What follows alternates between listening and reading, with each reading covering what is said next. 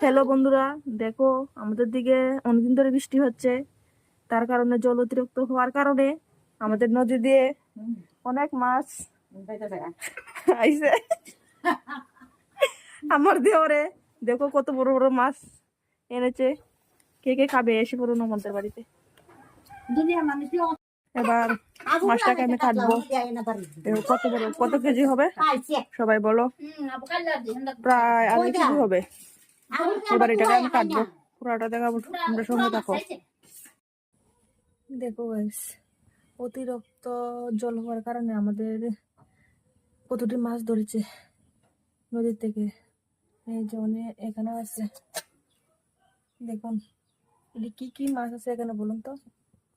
অনেক ধরনের মাছ আছে এখানে। এই যে আরো ধরতে গেছে।